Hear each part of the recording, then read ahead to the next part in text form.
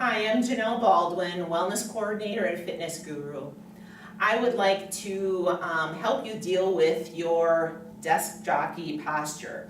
So what I mean is, a desk jockey, you're kind of riding that desk and you have the forward rolled shoulders, your head is forward, you're all hunched over, you're compressing on your lungs, your hip flexors are tight.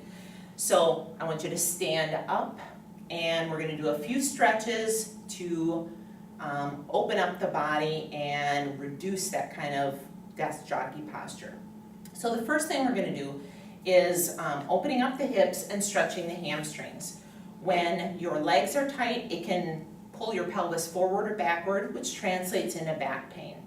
So if you have a chair or something to grab onto, I want you to hold on to that and then just place one foot behind you and press your heel down.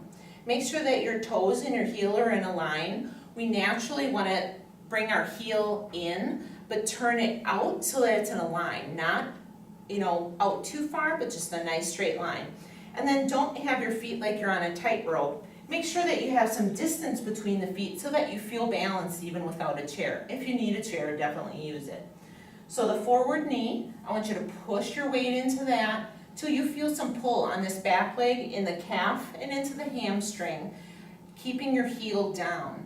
If that's too much, ease back from that. And then I want you to have kind of a soft gaze to the floor. So we're just stretching the back of the leg, the calf, and the hamstring at this point. Inhaling and exhaling. You can inhale and exhale through the nose, or inhale through the nose and exhale through the mouth.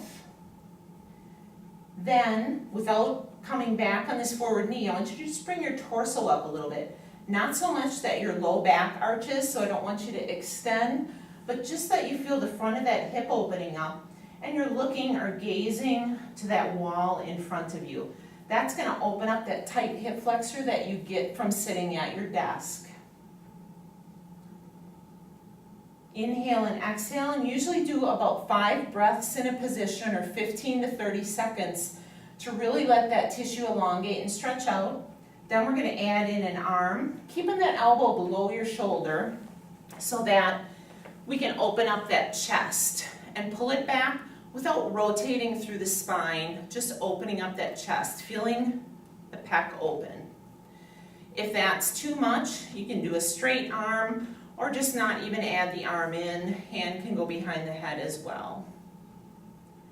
So that's kind of a scarecrow arm added to that. Good. Then we'll switch sides. You're not going to be you're not going to be the same on each side. Normal is a little bit of variance, so be kind to yourself. Push that heel down, make sure it's in a straight line, distance between the feet, press the weight into the forward knee. You can hold on to something or soft gaze to the floor. So you want to feel the stretch on the hamstring and the calf on that extended leg, and you might not be even side to side, that's okay. The more you can work on this and reduce that imbalance, the better it is for your body and especially your back. Then, keeping the weight into that forward knee, we're just going to bring that torso up so that you feel that hip opening and that stretch there. Again, not extending too much and bending through that low back and extending too far. Your gaze can be straight ahead to the wall. And after you hold that for about 5 breaths or 15 seconds, we're going to add in that scarecrow arm or extended arm, keeping that elbow at about armpit level versus shoulder so you feel it in the pecs. Good. So that's our first stretch, which has several things linked together. We're going to open the shoulders even more because as a desk jockey, you want to roll forward. So we're just going to stand up tall, bring our arms behind our back, and lace the fingers together. Now I want you to pull the shoulders back so that you feel the pecs in the front of the chest opening and your shoulder blades pulling together. Part of it is the weakness in your shoulder blades that you need to strengthen, and the tightness in the pecs that we want to open up. If you can pull the arms a little bit away from your behind, but I don't want you to pull so far that the shoulders roll forward. Just opening that chest. Nice deep inhales and exhales. So that's a shoulder extension. We're also going to work on opening up the wrists, preventing carpal tunnel. When you type a lot, you close down on the wrists.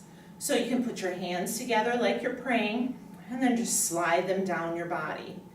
You want to try and keep the palms together without elevating the shoulders.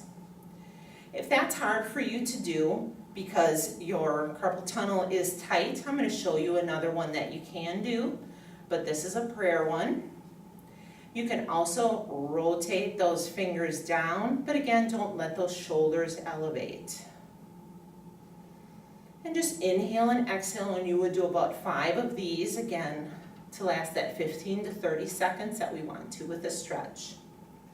You can keep doing that one, or try what I call is like a stop sign push. And again, you're going to have your arm below at armpit level versus shoulder height, increasing the use of the upper traps.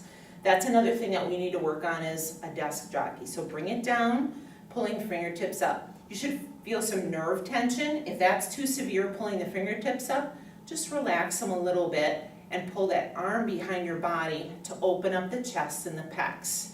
This is also going to help you open up that carpal tunnel. Do them one arm at a time, just so that you can feel the difference. Like I said, one side might be tighter than the other. And then you can switch to that other side. Might be tighter, your non-dominant side might be tighter than the other. The one that you use all the time might be tighter. And you can open up that chest by bringing it back a little bit. And if it's too severe with the nerve part of it, just release those fingers a bit. So that one is opening up that carpal tunnel. We're also going to do something for the neck and the upper traps.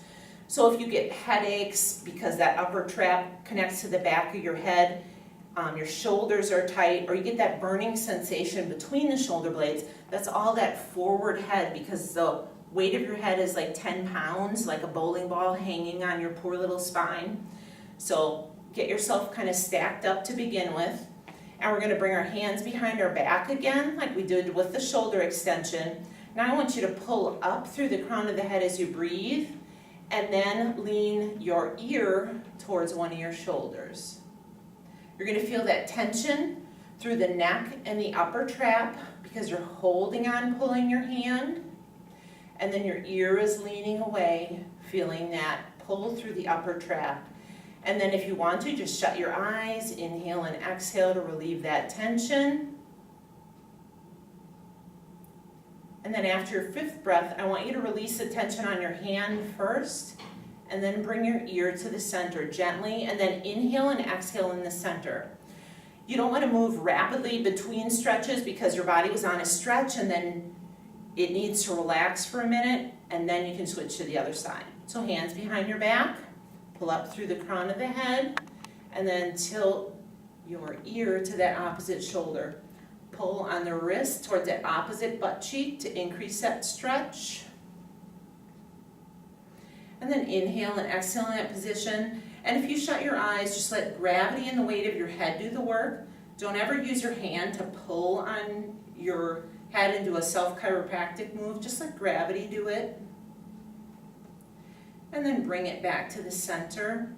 So that's a nice trap stretch. And then the last one I want to do is for a tight behind.